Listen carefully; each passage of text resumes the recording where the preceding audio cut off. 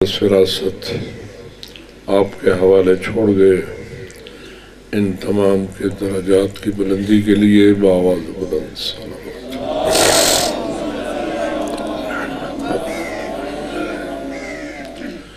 جمیع اہل ایمان نور ولایت آل محمد اپنے سینوں میں سجا کر راہی آخرت ہو گئے، ان کی بخشش مغفرت کے لیے بآواز بلند صلوات۔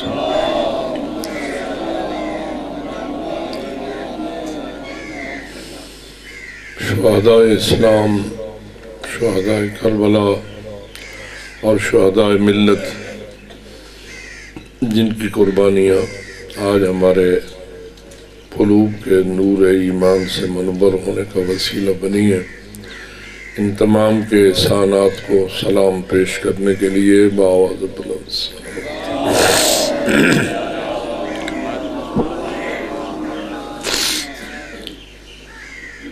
جن ظالموں، قاتلوں اور دہشت گردوں نے ان کا خون بہایا، ظلم و بربریت کو پھیلایا اور ابھی تک بھی وہ اپنے اس منحوس طریقہ کار سے باز نہیں آئے، ان تمام ملائین سے اظہار برات کے لیے اور ان کے ظلم و جبر سے ملت کی حفاظت کے لیے بآواز بلند صلوات۔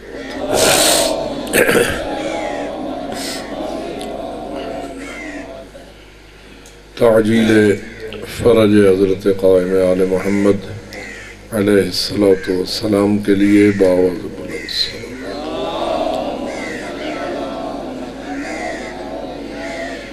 ماشاءاللہ لا حول ولا قوة الا باللہ العلی العظیم۔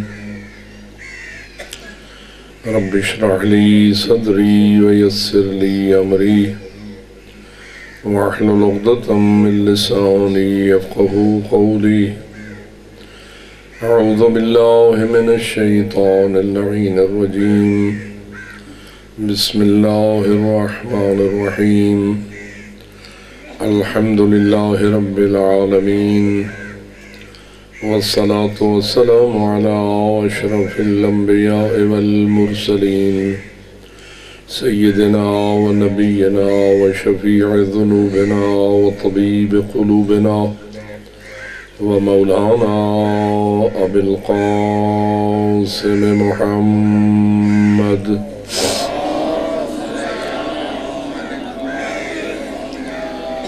والصلاة والسلام على أهل بيته الطيبين الطاهرين المعصومين الغر الميامين المنتجبين المكرمين الذين قال الله تعالى في حقهم إنما يريد الله ليذهب عنكم الرجس أهل البيت وَيُطَهِّرَكُمْ تَطْهِيرًا۔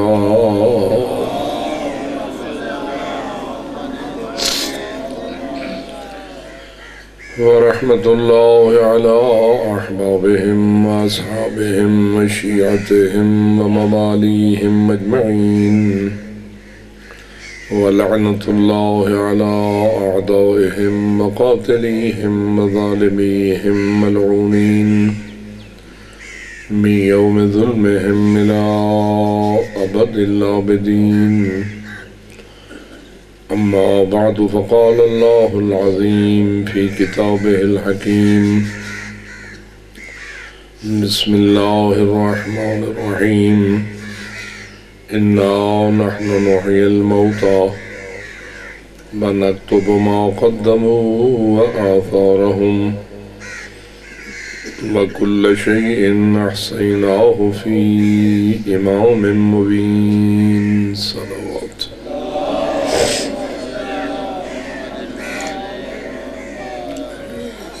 نعرہ تکبیر، نعرہ رسالت، نعرہ حیدری، حسینیت، حسینیت، یزیدیت، یزیدیت، نعرہ صلوات۔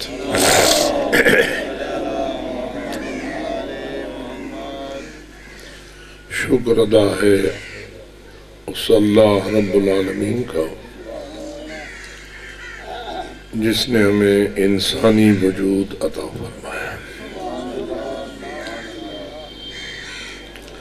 اور پھر قرآن مجید میں اس بات کو روشن فرمایا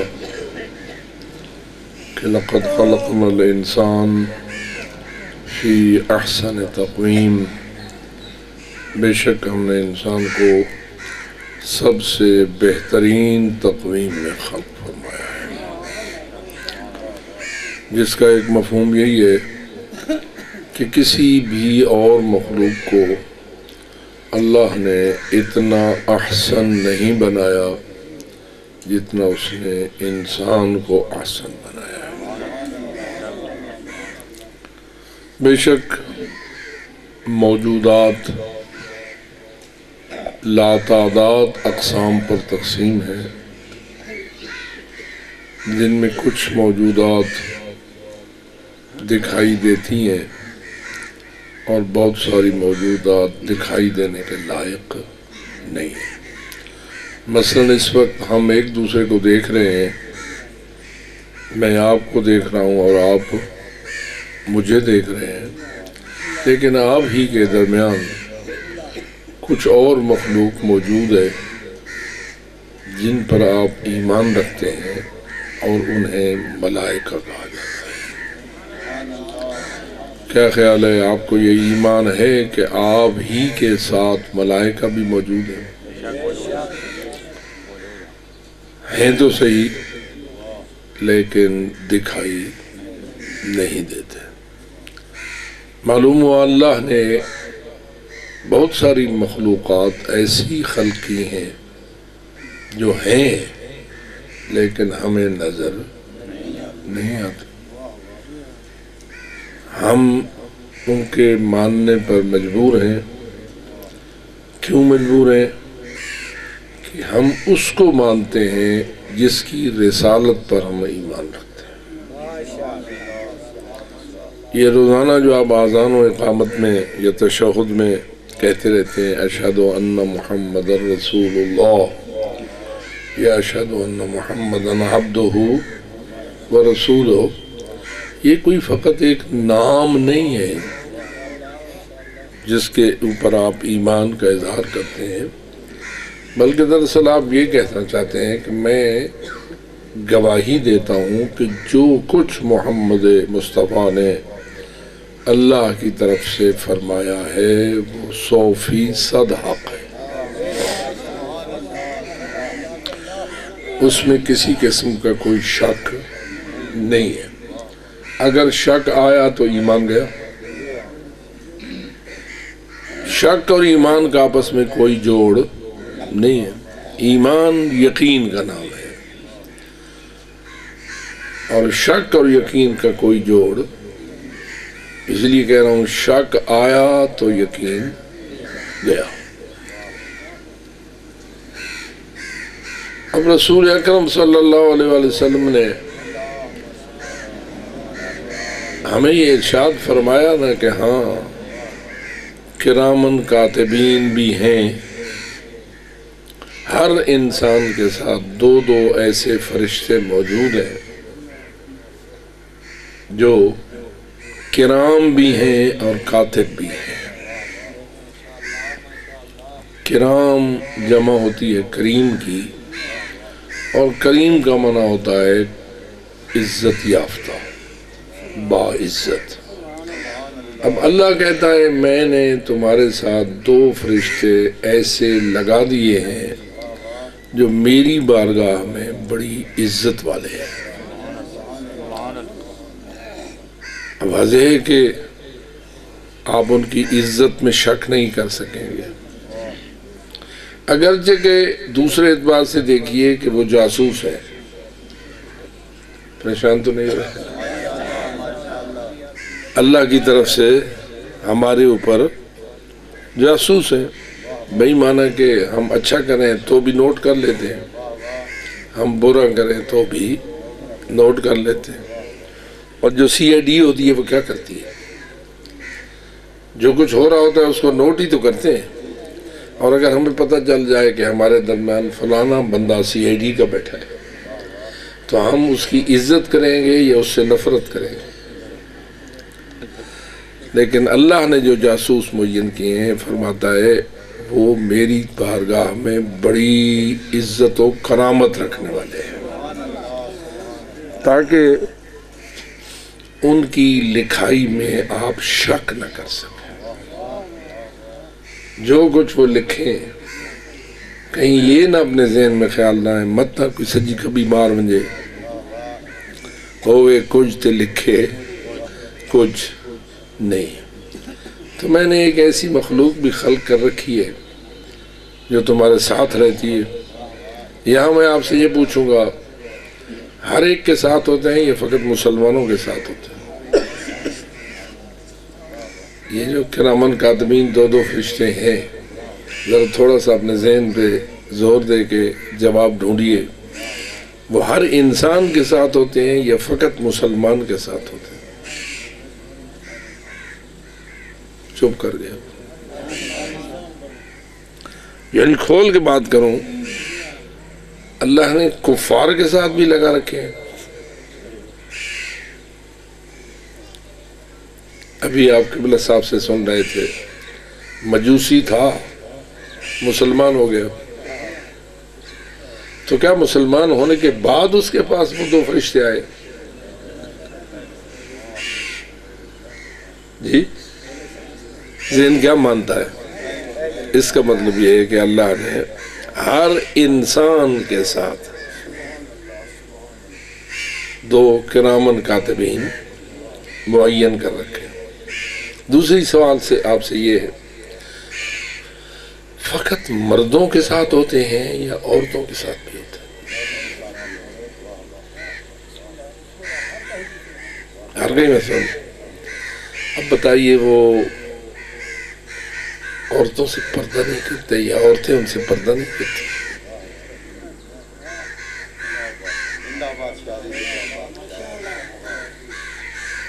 سوچنے کی بات ہے۔ آپ کا کیا خیال ہے، وہ خود فرشتے کرامن کاتبین مذکر ہوتے ہیں یا مؤنث ہوتے ہیں؟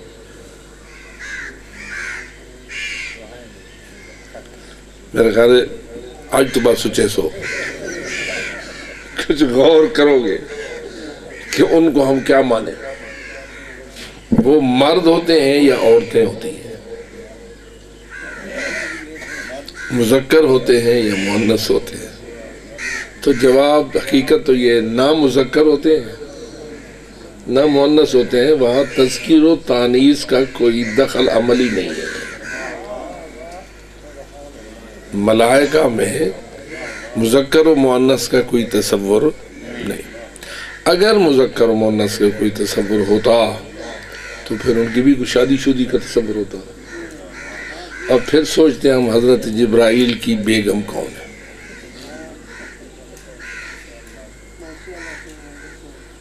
لیکن کیا آپ مانیں گے کوئی حضرت جبرائیل کا جوڑا ہے؟ نہیں آدھی پہ مومن بڑا سمجھدار ہوتا ہے۔ تو اس کا مطلب یہ ہوا کہ وہاں تذکیر و تانیث کا کوئی تصور نہیں ہے، نہ مرد پریشان ہوں کہ وہ عورتیں ہوں گی، نہ عورتیں پریشان ہوں کہ وہ مرد ہوں گے، وہ ہر ایک کے ساتھ ہیں اور کسی کو پریشان ہونے کی ضرورت نہیں ہے، اور بڑی امانت و دیانت کے ساتھ اپنی ڈیوٹی انجام دیتے ہیں۔ اتنا امین ہے کہ ان کے لکھے کو اللہ اپنی طرف منسوب کرتا ہے۔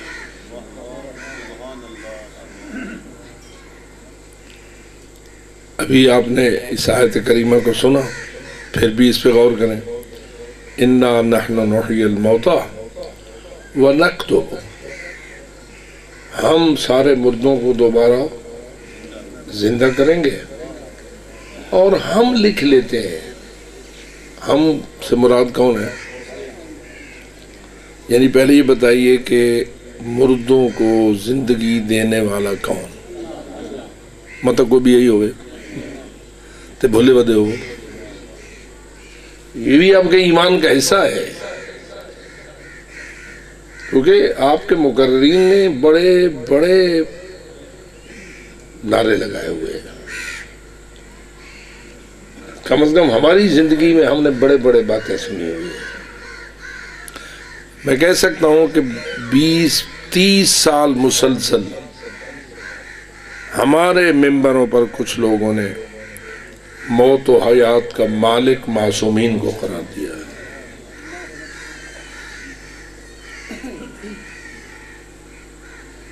اب میں آپ سے پوچھتا ہوں، موت کون دیتا ہے اور زندگی کون دیتا ہے؟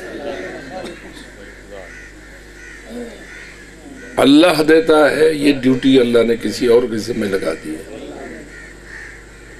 یہ بھی مسئلہ توحید ہے، فقط اللہ کی ذات کو ایک ماننا کافی نہیں ہے، اللہ کو اپنے اختیارات میں بھی وحدہ لا شریک ماننا ضروری ہے۔ اور اختیارات میں ہے ایک چیز موت و حیات کا سلسلہ۔ موت کون دیتا ہے؟ وہی جو زندگی دے چکا ہے، یا زندگی کسی اور نے دی تھی اور موت کوئی اور دیتا ہے۔ پھر بات یہ ہے کہ زندگی موت کے بعد بھی ملے گی یا نہیں۔ ایک زندگی تو اس وقت ہے نا جس وہ ہم بیٹھے ہوئے ہیں، یہ تو موت تک ہے، موت حتمی آئے گی یا شاید نہ آئے۔ میں سسرائی کہہ لیا دے متا نہ ہی آوے، کوئی متن دی گنجائش ہے۔ میں کبھی کبھی اپنے سامعین سے کہتا ہوں، جو مرنے پہ یقین رکھتا ہے وہ صلوات بھیجے۔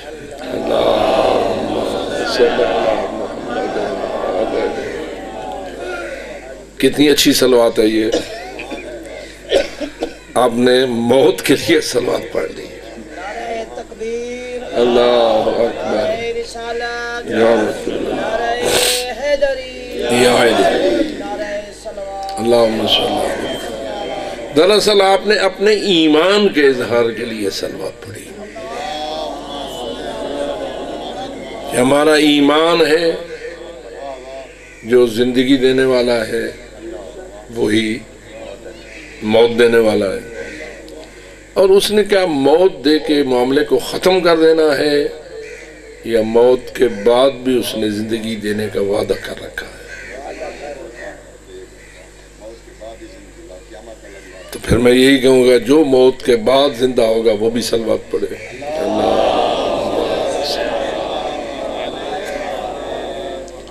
موت تک کی زندگی محدود ہے یا لا محدود ہے؟ وہ تو موت تک ہے، ان تو حد ہے، موت اسی حد ہے نا، تو موت تک کی زندگی تو حتماً محدود ہے، اگرچہ ہمیں اس کی مقدار کا پتہ نہیں ہے۔ اللہ نے وہ علم اپنے پاس رکھا ہوا ہے، اور اپنے علم کے مطابق جب چاہتا ہے موت کو بھیج دیتا ہے۔ اور میں کبھی کبھی یہ بھی سوال کرنے کی جسارت کرتا ہوں، اگر اس نے ہمیں اپنی موت کے لمحے کا علم نہیں دیا تو اس میں بہتری ہے، یا بتا دیتا تو اس میں بہتری تھی۔ ہم سارے بیٹھے ہیں، ہم میں سے کسی کو اپنی اپنی موت کا علم ہے کہ کس لمحے میری موت آئے گی؟ نہیں ہے۔ جس نے موت بھیجنی ہے اس کو علم ہے، اللہ کے علم میں تو ہے نا، اس نے ہمیں موت کے لمحے کا علم دیا ہے یا ہمیں اس سے جاہل رکھا ہے؟ جاہل رکھا ہے، ہمیں وہ علم دینا مناسب نہیں سمجھا۔ یہ جہالت بہتر ہے یا علم ہوتا تو بہتر تھا؟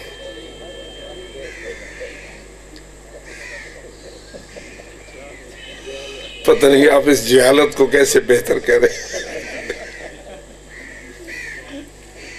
ہمارا اپنی موت سے آگاہ نہ ہونا، یہ اس میں ہمیں اپنی بہتری نظر آ رہی ہے یا پہلے سے اللہ بتا دیتا بھئی اتنی صاحب ہے اگو کہنا اس میں، پھر خیال میں بہت سارے مرنے سے پہلے مر جاتے ہیں، ٹھیک ہے؟ تو کتنا حکیم و کریم ہے وہ، جو علم بھی اس کا دیتا ہے جس کا علم مفید ہوتا ہے، اور جہالت بھی اس سے دیتا ہے جس سے جہالت ہمارے فائدے میں ہوتی ہے۔ اس نے ہمیں اسے جاہل رکھا، لیکن یہ بتا دیا کہ موت تک زندگی یہ ختم ہو جائے گی۔ میرے پروگرام میں تمہیں موت کے بعد بھی زندگی دینا شامل ہے۔ موت کے بعد والی زندگی دا شک ہے یا پک ہے؟ جی کو جو پک ہے وہ پکی صلوات پڑھے، اللہم صلی اللہ۔ بابا یہ صلوات بھی لکھی جا رہی ہے، یہ جو آپ صلوات پڑھ رہے ہیں اس کو وہ کرامن کاتبین لکھ رہے ہیں تاکہ ثابت ہو جائے کہ یہ بندہ مومن ہے، تیرے ایمان کی گواہی میں یہ صلوات آ رہی ہے، یہ مجھے کوئی داد دینے والی صلوات نہیں ہے۔ ہونی ہے نا صلواتاں تے نعرے مولوی کو اپریشیٹ کرنے واسطے، مقرر بتاؤں واسطے، یہ صلوات وہ تو ہے ہی نہیں۔ یہ تو صلوات اس چیز کی ہے کہ اے فرشتے نوٹ کر لے کہ میں ایمان رکھتا ہوں اس بات پر کہ میں نے مرنا بھی ہے، اور ایمان رکھتا ہوں اس بات پر کہ میں نے موت کے بعد دوبارہ زندہ بھی ہونا ہے۔ موت تک والی زندگی محدود، موت کے بعد والی زندگی لامحدود۔ تیرے خالق موت و حیات نے تجھے ہمیشہ زندہ رکھنے کا پروگرام بنایا ہے یا کچھ عرصے کے لیے زندہ رکھنے کا پروگرام بنایا؟ جب اس نے دوبارہ تجھے زندگی دینی ہے اور پھر وہ زندگی ختم نہیں کرنا، نہ اسرائیل نے آ کے موت دینی ہے، نہ قیامت کی والی موت ملنی ہے، کیونکہ ہمیں دو موتوں کے تصور ہمارے ایمان میں شامل ہے۔ ایک وہ موت جو روز آتی ہے، آج اس کو آ گئی، اس کو آ گئی، اس کو آ گئی، اس کو آ گئی، ہم نے جنازہ اٹھایا، ہم نے اس کو دفن کیا، یہ گویا انفرادی قسم کی موت ہے، ایک ایک کو آتی رہتی ہے۔ ایک موت کا تصور اللہ نے اجتماعی موت کا دیا ہے، یعنی ایک دن ایسا آئے گا یوم ینفخ فی الصور، جب سور حضرت اسرافیل پھونکیں گے تو کون کون مرے گا؟ سارے کٹھے یا کوئی ہکا دکا؟ اس کو ہم کہہ سکتے ہیں اجتماعی موت، جہاں جہاں زندگی وہاں وہاں موت۔ بلکہ اس حد تک روایات میں آیا ہے اسرافیل جو سور پھونکیں گے، اس اسرافیل کو بھی اللہ کہے گا مت انت، تو بھی مر جا۔ اسرافیل کو بھی موت لے لے گی۔ اس وقت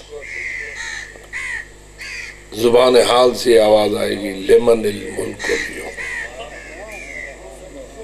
اب کس کا ملک ہے اور شاہی کس کی ہے؟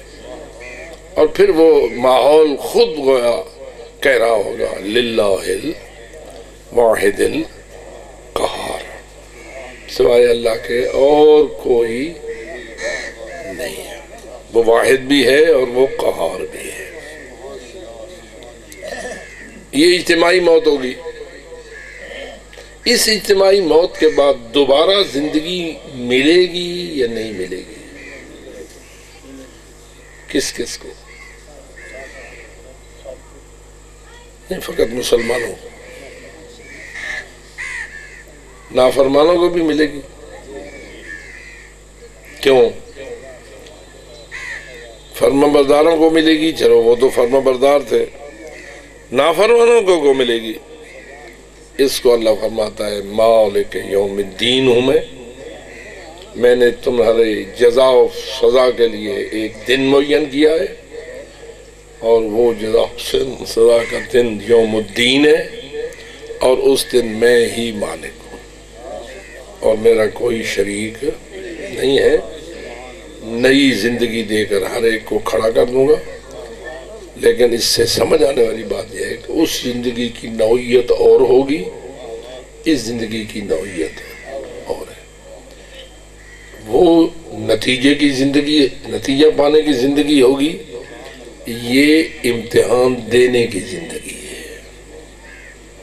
یہ زندگی ہماری آزمائش کے لیے ہے، اور اس کے لیے ہمیں اختیار دے دیا، نیکی کر تیری مرضی، برائی کر تیری مرضی، میں نبی بھیج رہا ہوں، میں رسول بھیج رہا ہوں، میں امام بھیج رہا ہوں، میں کتابیں بھیج رہا ہوں، میں یہ سارا نظام ہدایت بنا کے تیرے لیے بھیج رہا ہوں، تاکہ یہ تجھے بتائیں کہ نیکی کیا ہے، برائی کیا ہے، سزا کیا ہے اور جزا کیا ہے۔ کل تو یہ نہ کہہ سکے کہ مجھے تو کسی نے بتایا نہیں تھا۔ اور میں یہ سمجھتا ہوں کہ اسی سیرت کو جاری رکھنے والی چیز کا نام مجلس حسین ہے۔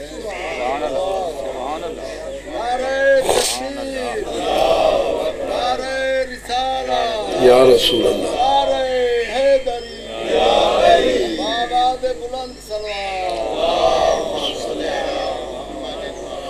جو ذمہ داری اللہ نے انبیاء اور رسل پہ لگائی، جو ذمہ داری اللہ نے ائمہ ہدیٰ پہ لگائی، جو ذمہ داری اللہ نے کتب حق کو بھیج کر ادا فرمائی، زمانہ غیبت کے بعد وہ ذمہ داری ختم یا جاری ہے؟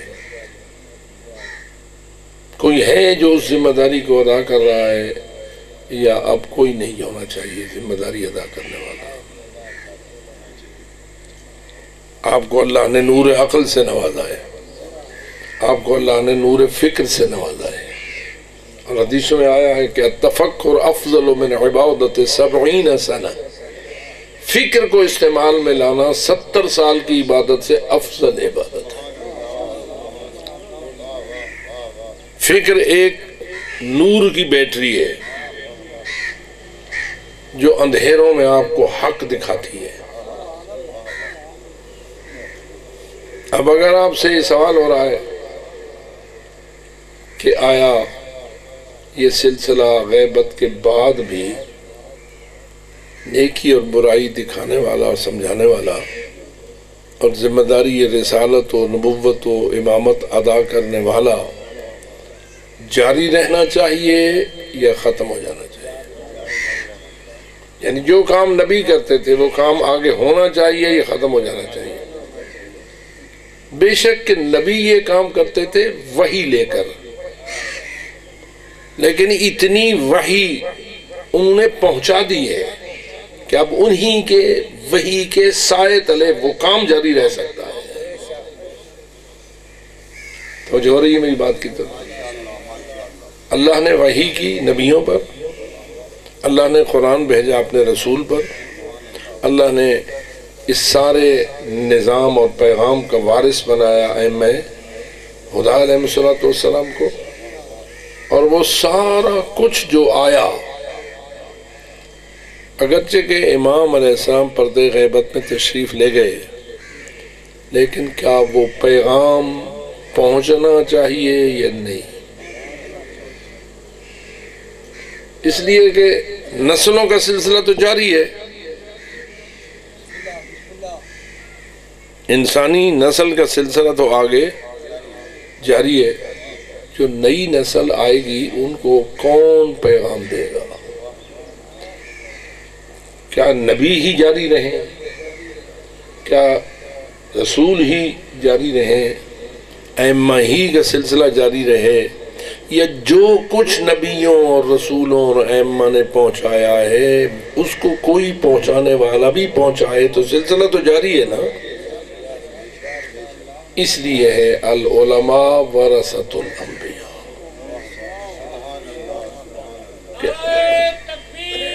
اللہ یا رسول اللہ، اللہم صلی اللہ علیہ۔ کیا خیال ہے رسول اکرم بھی مجلس پڑھتے تھے؟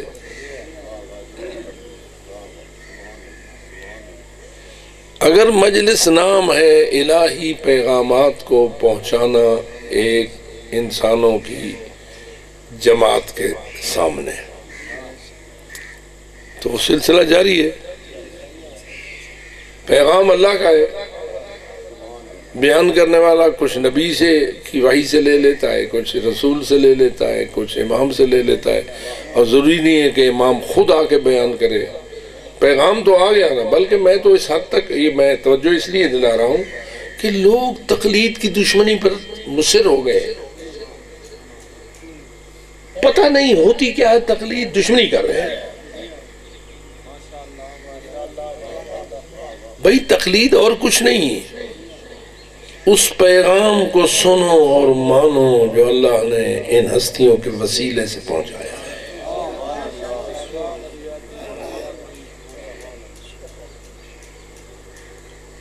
اب ان کو یہ فلانی تکلیف، فلانے کی بات کو چھوڑ، تقلید کے مغز کو دیکھ، تقلید کی روح کو دیکھ۔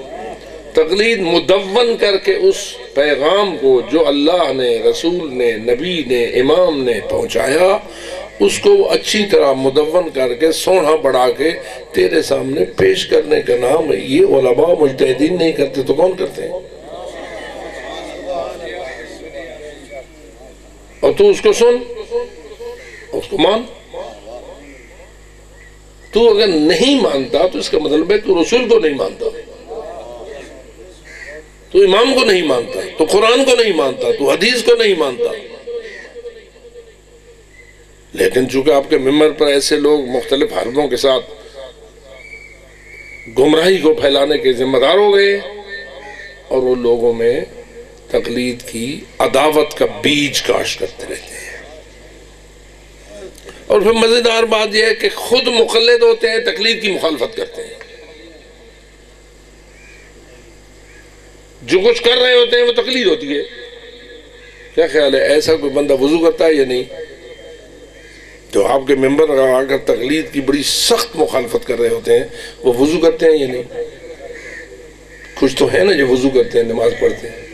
بھئی تو انہیں وضو کہاں سے لیا؟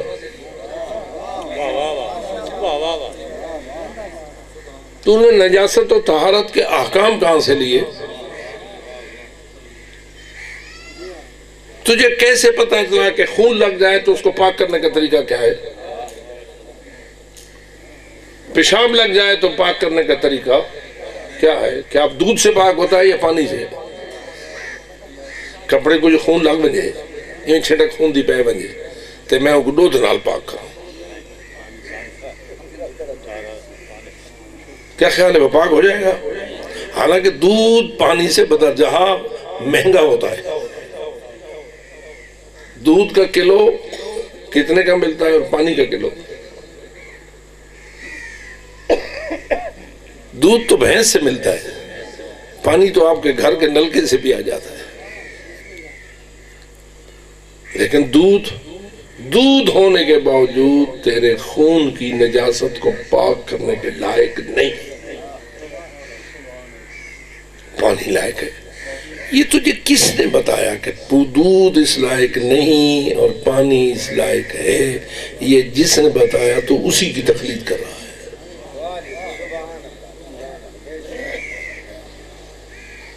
مطلب یہ ہوا کہ تقلید کی حقیقت کو نہ سمجھتے ہوئے تقلید سے مخالفت۔ جیسے بہت سارے لوگوں نے اہل بیت کی عظمت کو نہ سمجھتے ہوئے بھی اہل بیت کی مخالفت کی ہے۔ ہم تو اس بات کے آگاہ ہیں نا کہ بنی امیہ نے آیا اہل البیت کی عداوت کی ہے یا نہیں؟ کیا وہ اہل البیت کی عظمت کو سمجھتے تھے؟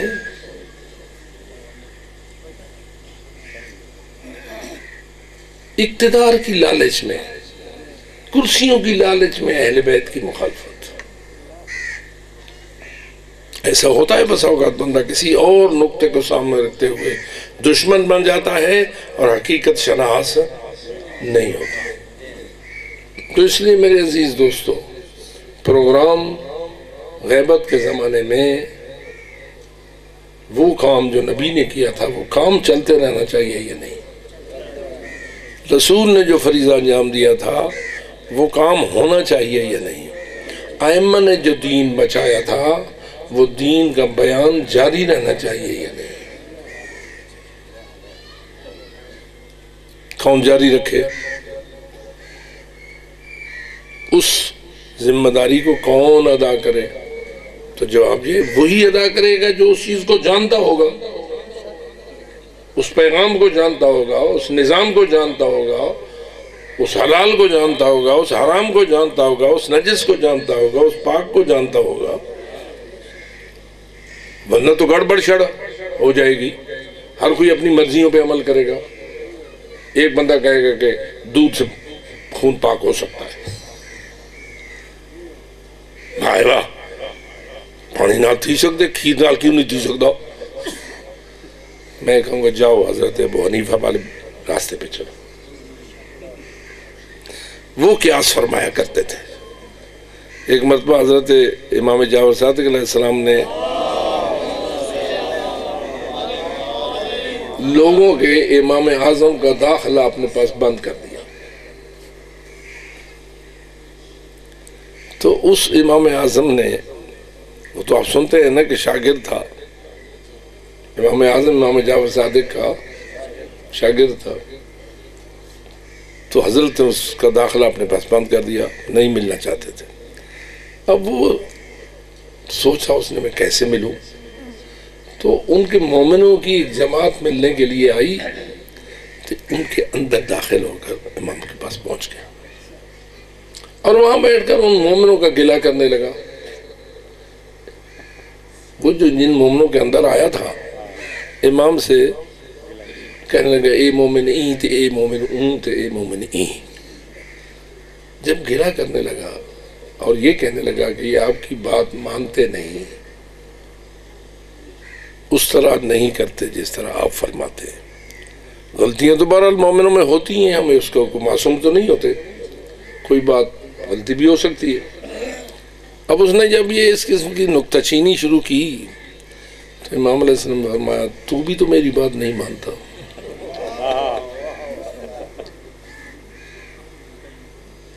میں نے جو تجھے کہا ہے کہ قیاس نہ کیا کر، تو نہیں چھوڑے گا، تو قیاس کرتا ہے، اچھا صحیح مولا صحیح واللہ کرے صحیح۔ امام نے فرمایا تو آدھا دپے ہیں بات چھوڑے سے کوئے۔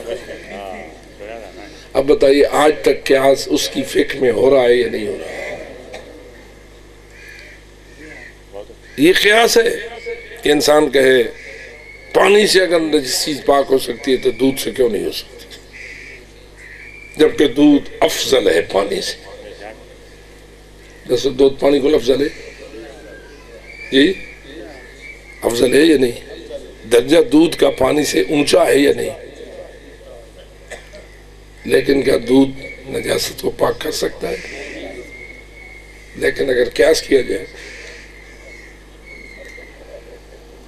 تو قیاس کی ایک دلیل ادھر جاتی ہے اور نتیجہ نکلتا ہے کہ ان کا قیاس کہیں سے کہیں چلا جائے گا۔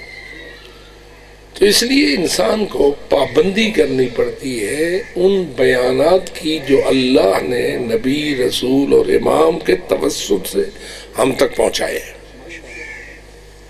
اور ان کے عالم بھی ہونا چاہیے، اس پیغام کے عالم بھی زمین پر موجود رہنا چاہیے، اور وہ اپنی ذمہ داری کو ادا کرنے والے بھی ہونا چاہیے۔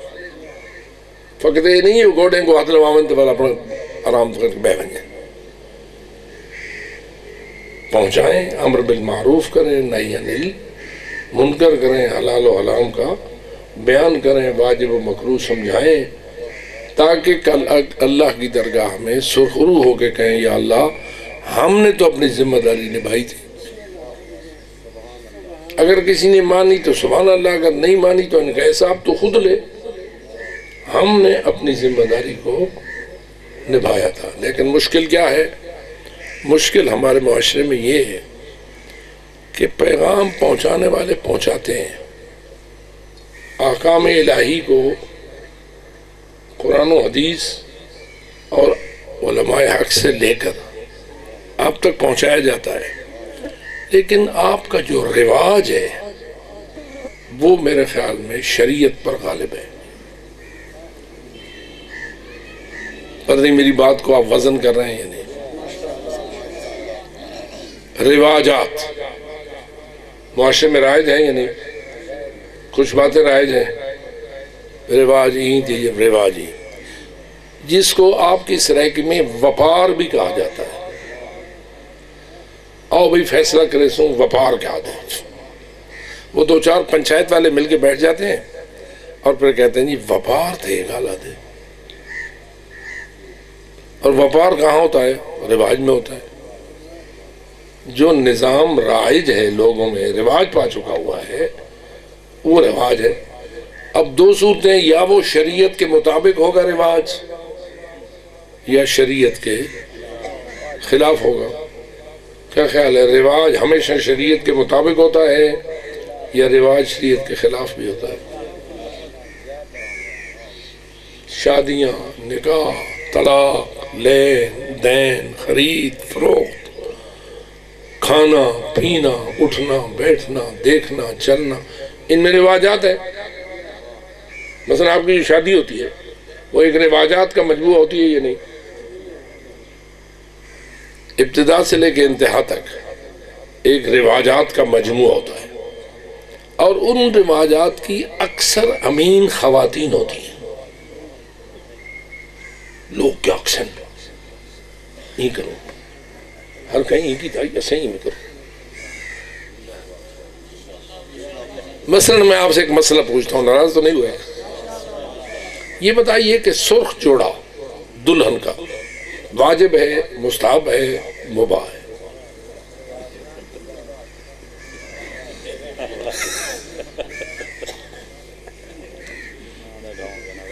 دسو. ہائے لوگ کیا اکثر کوہر کو چٹا جوڑا پائی بیٹھے تھے.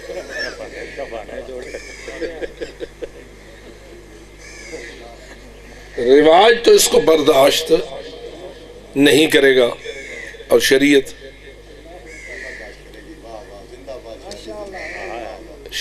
تو اس پر کوئی آپ کو پابند نہیں نہ کرتی کہ جس رنگ کا مرضی ہے دلہن کو جوڑا پہنا دو. اگرچہ کہ رواج پر عمل کرنے سے بھی نہیں روکتی. آپ سرخ پہنائیں، آپ کا رواج ہے، شریعت کہتی ہے ٹھیک ہے، آپ کا رواج ہے ٹھیک ہے. شریعت کی آپ خلاف ورزی نہ کریں، جیسے آپ کا رواج ہے کریں. یعنی آپ دلہن کو سرخ جوڑا پہنائیں، بے پردہ نہ کریں، نامحرموں کے سامنے نہ لائیں، وہ خود نامحرموں کے سامنے نہ آئے. شریعت تو محرم و نامحرم اور پردہ و بے پردگی کی بات کرتی ہے، جوڑے کی رنگ کی کوئی پابندی نہیں لگاتی. رواج کیا کرتا ہے؟ رواج جوڑے کی پابندی لگاتا ہے کہ یہ رنگ ہونا چاہیے، لیکن پردے و بے پردگی کی اسے کوئی پرواہ نہیں ہے. اب بتائیے رواج پر عمل ہونا چاہیے شریعت پر؟ جس شخص کے ذہن میں شریعت کی اہمیت ہوگی اور وہ یوم الدین کو یاد رکھ کے عمل کرے گا، اس کا انداز کچھ اور ہو جائے گا. اور جو رواج ہی رواج کو دیکھے گا، ہائے بندے کے اکثر اس کو اپنا سارا ہدف بنا دے گا، تو یوم الدین کی کوئی پرواہ نہیں کرے گا. حتیٰ کہ میں تو آپ کو بات چلنے کے لیے تو یہ بھی کہوں، یہ جو آج کل مہندیاں اور ناخن پالش لگتے ہیں، ناخن پالش ہوتی ہے نا، یہ ناخن کے اوپر کچھ کھرنڈ جماتی ہے یا نہیں؟ جی کھرنڈ سے جم جاتا ہے یا نہیں؟ وہ 1 منٹ میں اتر جاتا ہے یا کچھ دن رہتا ہے؟ اگر خود اسے اترنے کی مہلت دی جائے کہ آپ لاسی پھر تو ہفتہ ہفتہ بھی بعد اترتا ہے، آہستہ آہستہ بہت دیر لگتی ہے اسے۔ اس کھرنڈ کے ساتھ غسل ہوتا ہے یا نہیں؟ شادی کس لیے ہوتی ہے؟ شادی کے بعد غسل واجب ہو جاتا ہے یا نہیں؟ پہلی رات کے بعد ہی فوراً غسل واجب ہو جاتا ہے یا نہیں؟ تو بتائیے، کھرنڈ اترا نہیں، غسل والا کام ہو گیا ہے، نماز ہوگی، وضو ہوگا، طہارت ہوگی، اب بتائیے شادی نے کیا کیا؟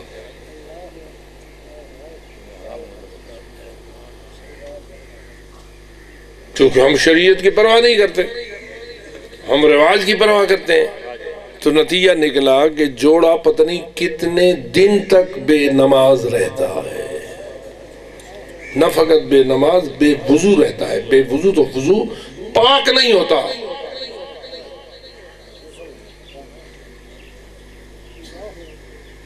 اب بتائیے، مولوی گال کرے، مولوی آتے کو شرم نہیں آتی، ساڑھے رنگ بھنگ پہنے،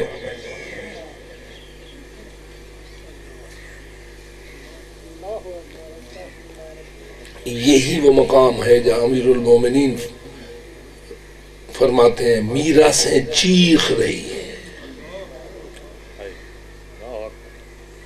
فیصلے حکومت کے ایسے ہوئے ہیں، میراث حق کسی کا ہے اور چلا کسی اور کے پاس گیا ہے۔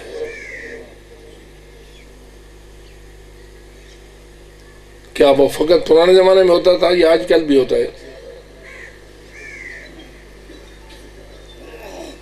آپ کی عدالتیں سارے فیصلے 100% شریعت کے مطابق کرتی ہیں یا شریعت کے خلاف بھی فیصلہ ہو جاتا ہے؟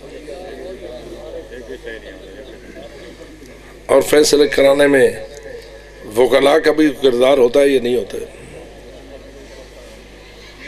اور کتنی اونچی مخلوق ہے وکلاء، باتیں نہیں سنتے، بڑی بڑی حکومتیں گرا دیتے ہیں، لیکن آسن قبراں تے پوسن خبراں،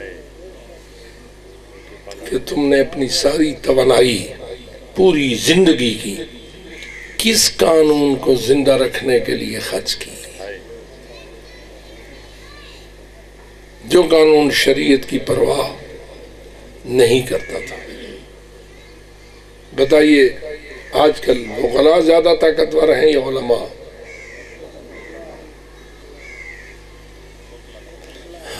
عالم دے کمی ہوندے، اہل سنت نے اپنے علماء کو کمیوں میں شمار کیا، جیسے ایک دھوبی، جیسے ایک جاروب کش، مسجد میں ایک ایسے بندے کو معین کر دیا جو بس وہ ماندانے دیتے تھے ایک کام تھے کرنے۔ آپ شیعوں نے بھی ان کی نقش قدم پر چلتے ہوئے اپنے پیش نوازوں کو یہ حال کیا، اور آج کل ہم اس مشکل کا شکار ہیں کہ آپ کی نسل میں کوئی شخص عالم دین بننے کے لیے اتنی جلدی تیار نہیں ہوتا کہ میں کدھر جاؤں گا۔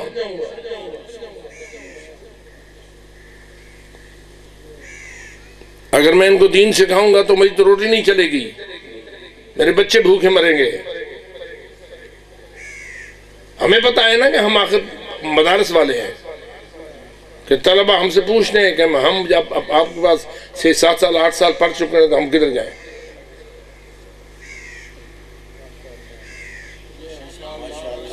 اور تمہاری حالت یہ ہے کہ 100 گھر ایک بستی کا ہے، ایک پیش نماز کے گھر کو نہیں چلاتا۔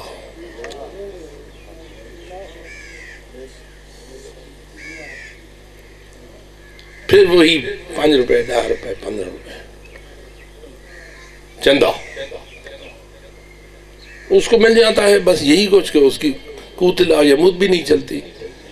اب اگر دین نہ بیچے تو کیا کرے؟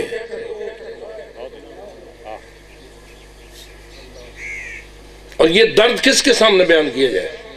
حالانکہ آپ کا پیش نماز اس شریعت کو بیان کرنے والا ہے جو شریعت اللہ نے محمد مصطفیٰ پہ اتاری اور جس کو حسین مظلوم نے کربلا سے بچایا۔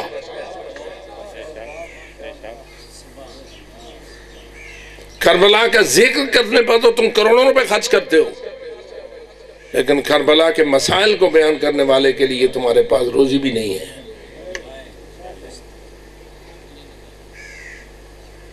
یہ درد کہاں لے جائے انسان؟ کیا خیال ہے مدارس بند کر دیے جائیں؟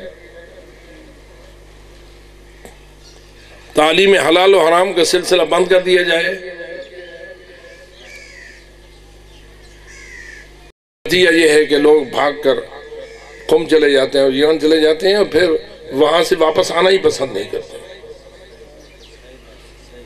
کتنے سینکڑوں ایسے علماء ہیں جو وہاں بیٹھے ہوئے ہیں، وہاں سے فارغ ہو بیٹھے ہیں، وہاں ان کے پاس مزید پڑھنے کی گنجائش نہیں ہے۔ ویسے تو علم کہیں ختم نہیں ہوتا، لیکن ایک حد تک وہ اتنا پڑھ چکے ہیں کہ آپ کے شہر میں اگر آئیں تو آپ کو بہترین تعلیمی کتاب و حکمت دے سکتے ہیں، لیکن نہیں واپس آتے۔ کیوں؟ کہ پاکستان میں ہمارے لیے روٹی نہیں ہے، بچوں کے سامان نہیں ہے۔ یہاں بیٹھ کر چلو ہماری روٹی تو چل رہی ہے، تو کیا خیال ہے پاکستانی کو بھی توجہ ہونی چاہیے یا نہیں؟ اور ہم کہتے ہیں کہ چلو اور کچھ نہ کرو، اللہ کے بنائے ہوئے نظام زکوٰۃ و خمس کو تو اپنے اوپر نافذ کرو۔ زکوٰۃ مستحب ہوتی ہے یا واجب؟ اور خمس؟ ہمارے والد صاحب اللہ مقاموں کے کبھی کبھی انہیں جوش آتا تھا تو وہ مجلس میں پوچھتے تھے جو جو بندہ خمس کا پابند ہے ہاتھ چاہے۔ میں نہیں کہتا، میں یہ بات کرنے کی جسارت نہیں کر سکتا، لیکن ان کے پاس ایک جرات موجود تھی، کہتے ہاتھ کھڑا کرو جیڑے خمس سے پابند ہو، تو کوئی اکا دکا ہاتھ کھڑا ہوتا تھا۔ بتائیے خمس ہر اس شخص پر واجب ہو سکتا ہے یا نہیں جس پر نماز واجب ہے؟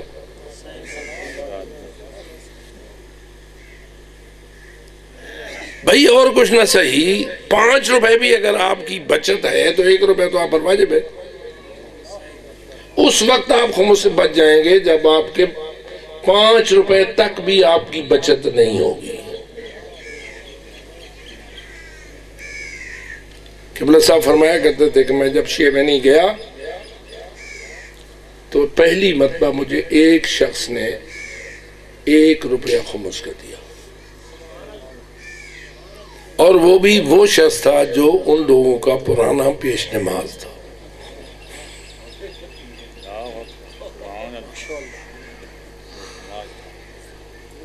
انہوں نے اس خمس کے باب میں جنگ لڑی اور مقابلے میں اترا آپ کا مناظر اعظم، مبلغ اعظم،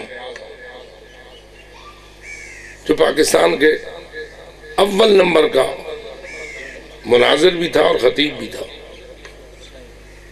اور آج اگر آپ کتاب والد صاحب قبلہ کی بیان الخمس کا مطالعہ کریں تو آپ کو پتہ چل جائے گا کہ یہ جنگ کیسی تھی۔ یہ سن 60 سے پہلے لڑی گئی ہے،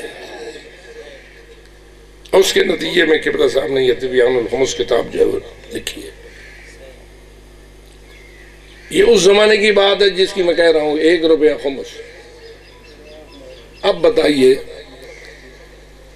کتنے مدارس چل رہے ہیں؟ اب تو کوئی تحصیل مشکل سے ایسی ہے جس میں دینی مدرسہ نہ ہو،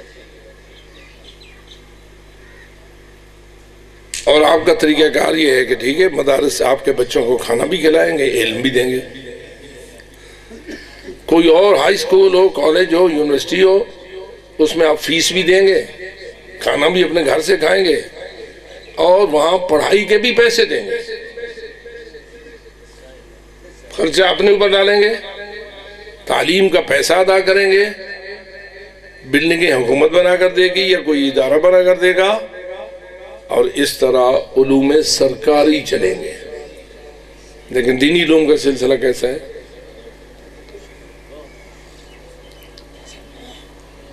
مجھے یاد ہے، بات چل نکلتی ہے تو مجھے کہنا پڑتا ہے، بات ایسی آ گئی تو کہہ رہا ہوں۔ ایک سید تھے گردیزی خاندان کے، ان کے والد شریف آدمی تھے، ایک نوجوان کے دیندار تھے، انہوں نے اپنے بچے کو دینی تعلیم کے لیے بھیج دیا، خود زمیندار تھے، اچھی خاصی زمین تھی۔ والد صاحب قبلہ کے پاس داخلہ ہو گیا، قبلہ صاحب نے کہا شاہ جی میرے پاس تو آتا ہے زکوٰۃ و خمس کا پیسہ، آپ ماشاءاللہ زمیندار ہیں، خوشحال ہیں، کیا میں آپ کے بیٹے کو زکوٰۃ و خمس کھلاؤں؟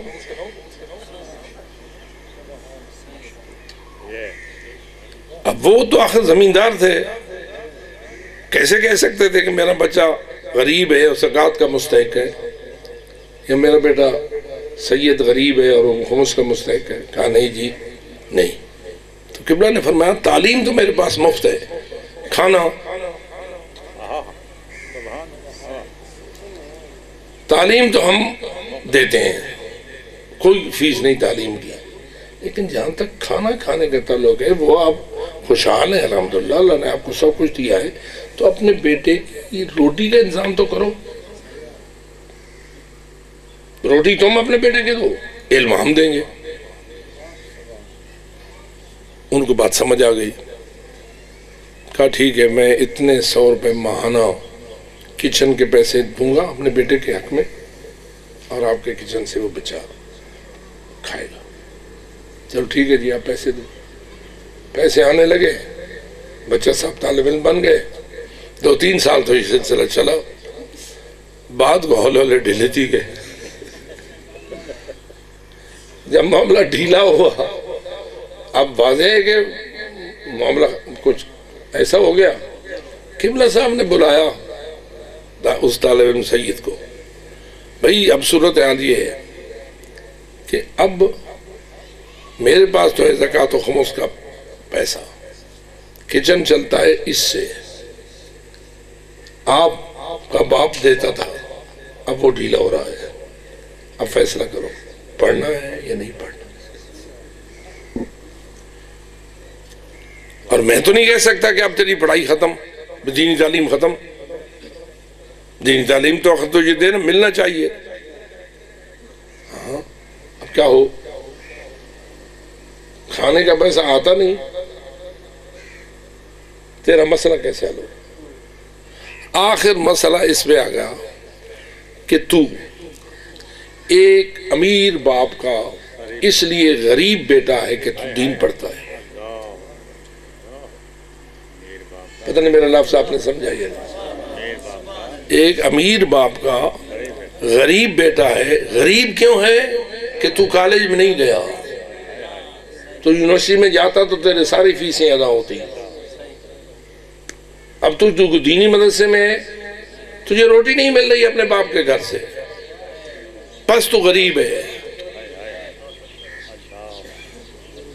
اب تو زکوٰۃ بھی کھا خمس بھی کھا، اس لیے کہ تو غریب ہے، باپ تیری دینی تعلیم کی وجہ سے تیرے اپنے خرچے کو دینے کے لیے بھی ہاتھ کھینچ چکا ہے۔ وہ ہماری کلاس کا بچہ تھا، ہمارا ہم جماعت تھا، آج فوت ہو گیا۔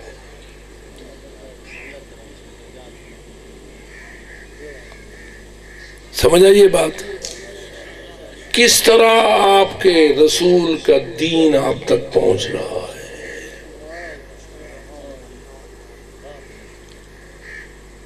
اور یہ بزرگان جنہوں نے مدارس قائم کی ہیں، کس کس مشکل سے گزر کر علوم آل محمد کی حفاظت کر رہے ہیں، لیکن کیا کیا جائے، کسی کو توجہ دلائی جائے تو پتہ نہیں، سن کے پھر ایک کان سے سنتے ہیں دوسرے کان سے گھس جاتے، اور پھر وہ فریضہ ادا نہیں کرتے جو ان پر ہونا چاہیے۔ آپ کا کیا خیال ہے، خوشحال ماں باپ کو اپنے بچوں کو دین کا عالم بنانا چاہیے یا نہیں؟ آخر علم آل محمد آگے چلتے رہنا چاہیے یا نہیں؟ تو خوشحال ماں باپ کی اولاد بھی علماء دین بنے یا سارے غریب ہی علماء دین بنے؟ جاؤ دیکھ لو، آپ کے قریب مدارس موجود ہیں، جو طلبہ وہاں داخل ہیں وہ امیروں کی اولاد ہے یا غریبوں کی اولاد ہے؟ اس کا مطلب ہے دین غریبوں کے لیے ہے، امیروں کے لیے کچھ نہیں ہے۔ 10 مربع کے مالک ہیں، ایک ایک جلسے پر کئی لاکھ خرچ کرتے ہیں، اس کا 10واں حصہ بھی اس کے بچے کی تعلیم کے لیے نہیں ہے۔ بتاؤ یہ درد کہاں بیان ہو؟ یہ تو میں ویسے ہی آج بات چل نکلی تو آپ کی خدمت میں عرض کرنے پر آ گیا، ورنہ عموماً ہم یہ چیزیں بیان نہیں کرتے کہ لوگ اسے اپنی توہین سمجھتے ہیں، سب ساٹھ کے ساتھ توہین کریں گے۔ اللہ حق کو مرر ہونا، حق ہوتا جو کڑوا ہے۔ دین کتنا اہم ہے، کربلا کس لیے ہوئی، دین کے لیے ہوئی یا دنیا کے لیے ہوئی؟ یزیدیت کے پاؤں میں کیا چیز پامال ہو رہی تھی؟ ان کان دین محمد لم یستقم الا بقتلی فیای السیوف حزنی، اگر میرے نانا کا دین میری شہادت کے بغیر نہیں بچ سکتا تو آؤ یزیدی تلواروں، میرا بدن حاضر ہے۔ گویا میں اپنے بدن کے ٹکڑے تو دیکھ سکتا ہوں،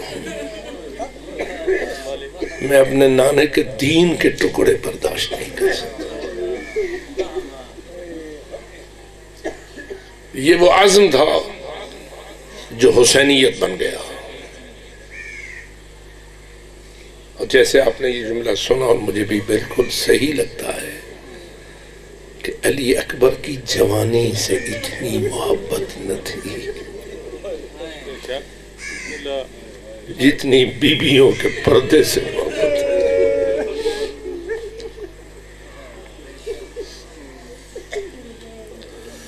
حل من ذاب یذب عن حرم رسول اللہ، سوچتے تو ہوں گے نا امام حسین، میں کبھی کبھی پوچھتا ہوں اگر فقط بیعت کا انکار تھا اور اپنی جان کا خطرہ تھا تو اے حسین آپ مدینے سے چلے تو جوانوں کو لے کے جاتے نا، آپ خواتین کو لے کے کیوں چلے؟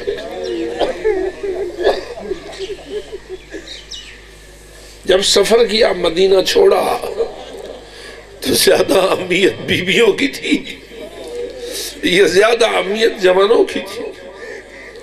بے شک علی اکبر و عباس بھی ساتھ تھے اور ان کو شہادت کے حوالے سے امام لے گئے تھے، لیکن معلوم ایسا ہوتا ہے حسین مولا جانتے تھے فقط گردن کا لہو نہیں بچائے گا میرے نانے کا دین،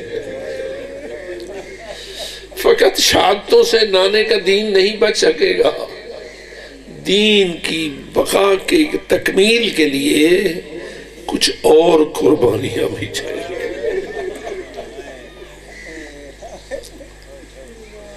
وہ کیا قربانیاں تھیں؟ جن قربانیوں کے لیے دختر زہرا گئی، جن قربانیوں کے لیے چھوٹے چھوٹے بچے اور بچیاں ساتھ گئے، سکینہ و فاطمہ کو ساتھ دیا، جانتے تھے شہید تو سارے شہید ہو جائیں گے میدان کربلا میں، لیکن ابھی دین کی بقا کی تکمیل کے لیے کچھ اور قربانیاں بھی چاہیے ہوگی۔ اور سچ یہ ہے اگر بازار کوفہ اور بازار شام میں ان بیویوں کی قربانیاں نہ ہوتی تو شاید یزیدیت اس طرح شکست نہ کھا سکتی جس طرح اب اس نے کھائی ہے۔ کتنا سخت ہوگا وہ وقت جب سامنے ٹکڑے لاشیں کے پڑے تھے اور بیویوں کے خیمے جل چکے تھے، سر پہ چادریں لٹ گئی تھیں، چھوٹے چھوٹے یتیموں کو اپنی آغوش میں لے 11ویں محرم کی صبح کو یہ بیویاں ذرا غور تو کیجئے کس حال میں بیٹھی ہو، کس کیفیت میں بیٹھی ہوگی، اور وہ وقت کتنا سخت ہوگا جب ظالم عمر ابن سعد کے گنڈوں نے اپنے مقتولین کو دفن کیا اور شہداء کو دفن نہ کیا۔ اور جب بی بی نے کہا ہمارے شہیدوں کو دفن کرو تو کہا کہ دفن تو مسلمانوں کو۔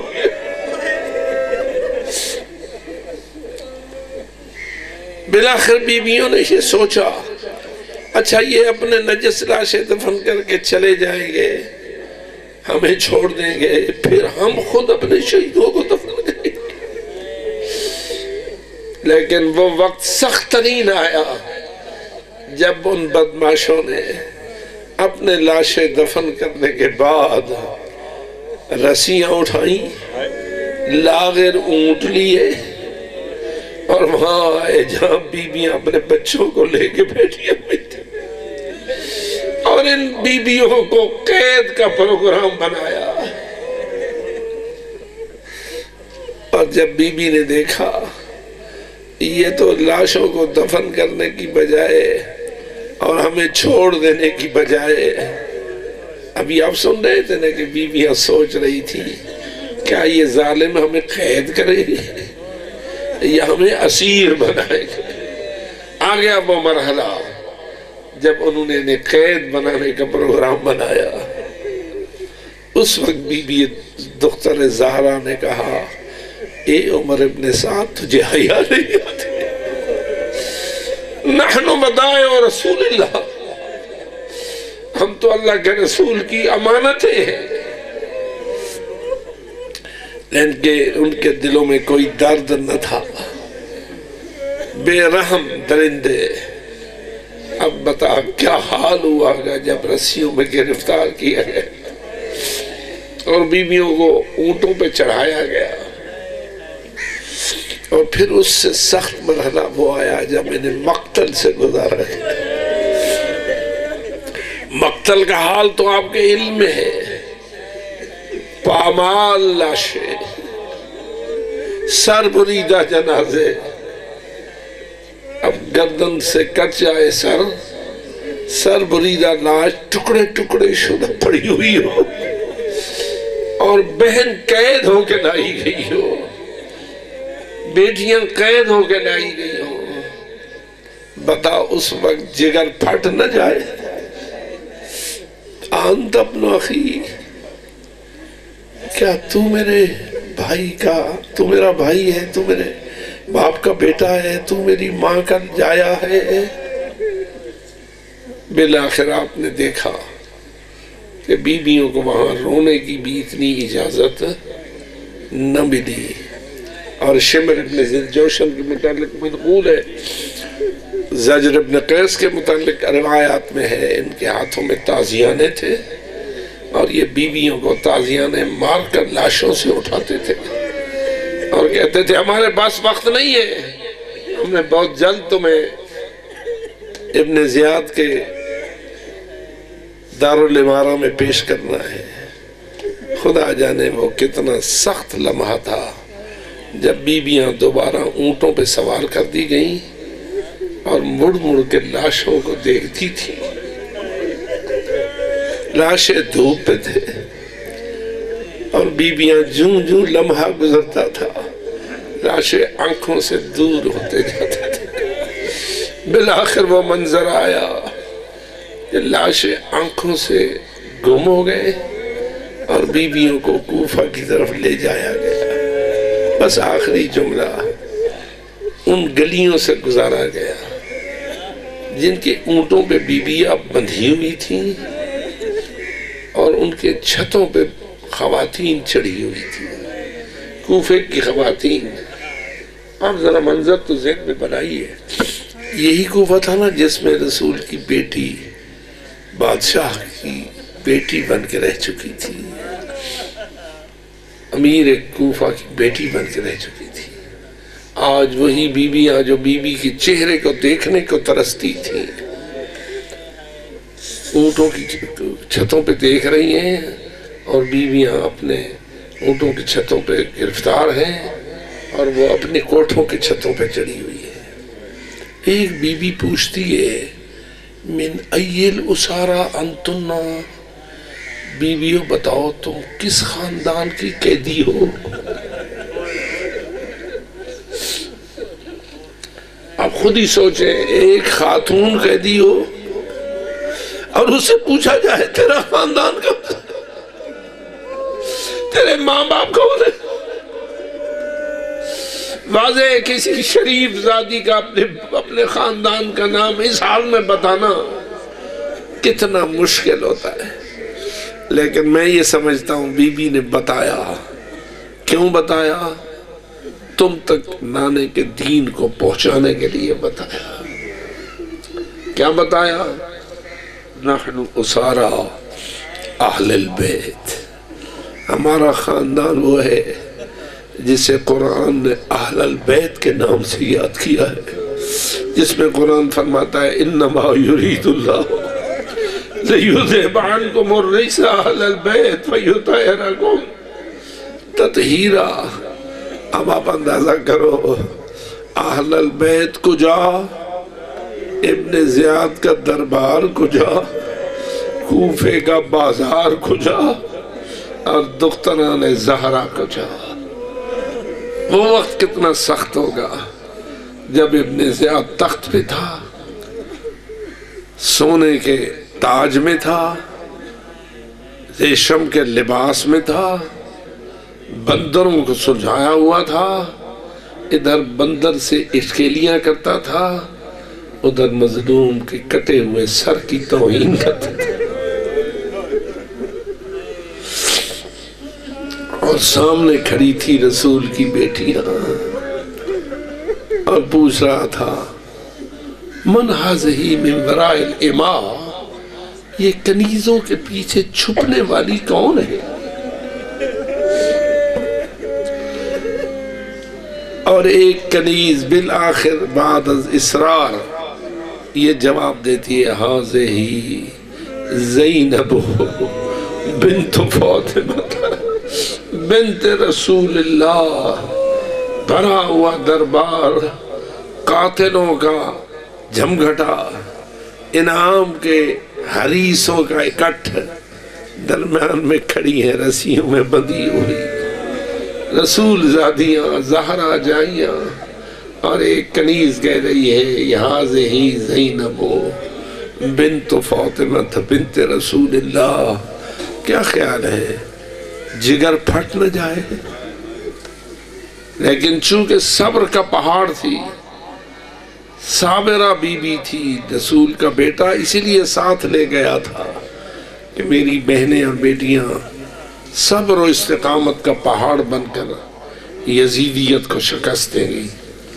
الحمدللہ ہم شکر گزار ہیں جہاں شہیدوں کے، ہم وہاں ممنون احسان ہیں ان قیدی بیویوں کے کہ جن کے صبر و استقامت نے دین حق کو بچایا ہے اور ہم تک پہنچایا ہے۔ خداوندہ ہم سب کو دین حق کی معرفت نصیب فرما، اس پہ گامزن رہنے کی توفیق عطا فرما، جو خطائیں ہوئی ہیں انہیں معاف فرما، آئندہ کے لیے غلطیوں سے محفوظ فرما، گناہان صغیرہ و کبیرہ سے توبہ کی توفیق عطا فرما، اور اس وقت تک ہمیں موت نہ دے جب تک ہماری توبہ قبول نہ فرما دے۔ خداوندہ جب ہمارا روح قبض ہو تو ہم اپنے گناہوں سے آزاد اور پاک شمار ہو چکے ہوں، تاکہ ہم آخرت کے عذاب سے محفوظ رہیں اور شفاعت معصومین کا حقدار بنے، بالخصوص شفاعت سیدہ طاہرہ بی بی زہرا سلام اللہ علیہ نصیب ہو، اس لیے کہ جب بی بی کے بارے میں حکم آئے گا نا یا اہل المحشر غضوا ابصارکم ونکسوا رؤوسکم، معاشر والو سر جھکاؤ، آنکھیں بند کرو، حتی تجوز فاطمہ بنت محمد، تاکہ رسول ذاتی معاشر سے گزر کے جنت کو جائے، اور بی بی درمیان میں اپنی سواری کو روک کے کہے گی یا اکرم الحاکمین مجھے اتنا تو بتا میرا حسین کیوں مارا گیا تھا؟ اور جواب آئے گا تجھے حق شفاعت حاصل ہے، جس کی چاہ شفاعت کر اور لے جا جنت۔ اس وقت بی بی کہے گی میری وجہ سے ان کو معاف کر دے جب میرے بیٹے حسین کے غم میں رویا کرتے تھے۔ ان عزاداروں کو بی بی محشر سے انتخاب کر لے گی اور خود اس وقت تک جنت نہ جائے گی جب تک عزاداروں کو اپنی شفاعت کے ذریعہ جنت نہ لے جائے گی۔ خداوندہ ہمیں بھی ان شفاعت حاصل کرنے والوں میں شمار فرما اور ہمیں بی بی طاہرہ کی شفاعت کے صدقے عذاب جہنم سے نجات عطا فرما، عذاب محشر سے نجات عطا فرما، عذاب برزخ سے نجات عطا فرما اور عذاب وقت موت سے بھی نجات عطا فرما۔ اور خداوندہ ہمیں جنت نشین قرار دے، آل محمد کی صحبت عطا فرما، ان کے سائے تلے مقام نصیب فرما، بلکہ اس نگری میں جگہ دے جس کے سردار حسنین شریفین ہیں۔ الحسن والحسین سیدہ شباب اہل الجنہ۔ خداوندہ ہماری تمام دعائیں منظور و مقبول فرما، جو حاجات لے کر آئے ہیں ان کی حاجات کو پورا فرما، حاجی صاحب کی جو حاجات ہیں ان کو پورا فرما، جو سب کی مشکلات ہیں ان کو آسان فرما، ہم سب کی مشکلات دنیا بھی آسان فرما، مشکلات آخرت بھی آسان فرما۔ جو مریض ہیں طالب شفا ہے خداوندہ ان کو شفا کامل عطا فرما، جو کسی اور مشکل کا شکار ہیں ان کی مشکلیں آسان فرما۔ تو علیم بما فی الصدور ہے، ہر ایک کی دل کی مراد کو جانتا ہے۔ ہم تو گناہگار ہیں، ہم سے خطا ہو سکتی ہے، لیکن تیرے علم میں کوئی کمزوری نہیں ہے۔ جتنے بھی موجودین ہیں ان کی حاجات بھی پوری فرما اور جو غیر موجودین ہیں ان کی حاجات بھی پوری فرما۔ اللہم یا دافع الولیات، یا مقیل العثرات، یا محیی الاموات، یا نور الارضین والسماوات، یا غافر الخطیات، یا ساتر العورات، یا قاضی الحاجات، یا کافی المہمات، اقض حاجاتنا وقف مہماتنا واشف مرضانا واغفر موتانا وعجل فی فرج مولانا صلواتک علیہ وعلی آباء الطاہرین وبرحمتک یا ارحم الراحمین۔ تمام مرحومین کے لیے بالعموم اور اپنے اپنے بزرگان مرحومین کے لیے بالخصوص، حاجی صاحب کے مرحومین کے لیے بالاخص ایک سورہ فاتحہ ہوتی ہے۔